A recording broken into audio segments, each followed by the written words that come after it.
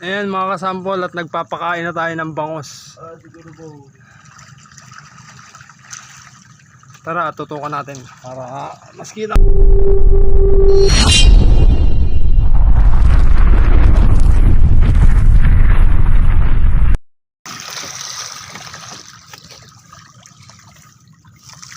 Ayan mga kasampol,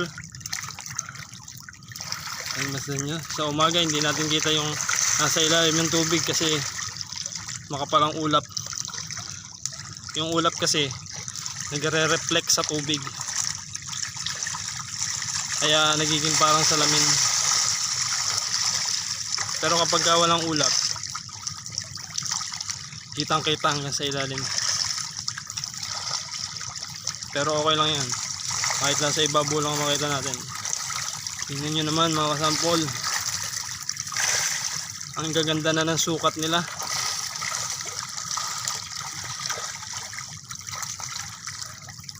Ang sisigla ng bangos. Ayan. At yung iba halos umiibabaw pa, para lang mauna sa pagkain, kasi konting tinapay lang naman po yung pinapakain natin. Ang purpose lang naman po ng pagpapakain dito,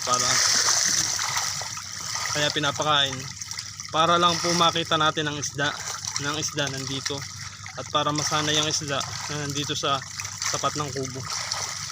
Kaya rin totoong nakakapagpataba sa kanila yung likas na lumalabas dito sa tubig na pagkain, yung kung tawagin namin ay liha. Tapos kumakain din po sila ng dulong mga kasampol. Napakasarap pagmasdan. Talagang pag nandito ka sa portion na ganito, eh matatanggal yung stress mo. Ito yung stress reliever namin dito mga kasampol.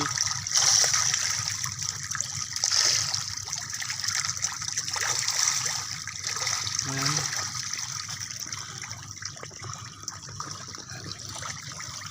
Nakita nyo naman kung gaano kadami, kung gaano kaganda.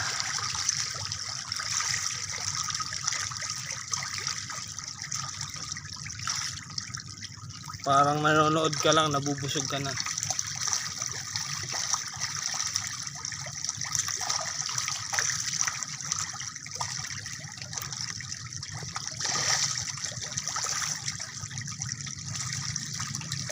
Ayan, yan po yung inaalagaan namin mga bangos dito sa 1 hektaryang fish pond. Sisikat lang ang araw mga kasampol.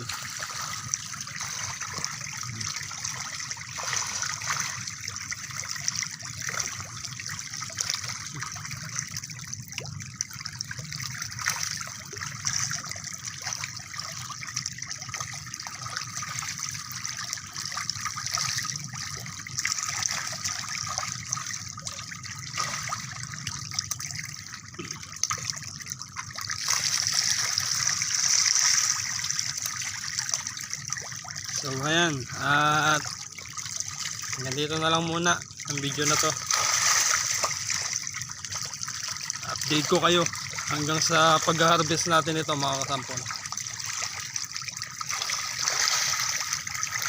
Pa-subscribe lang po sa ating YouTube channel, Sample Creature, at papalo na din po ng ating page, Sample Creature. Salamat po mga kasampol.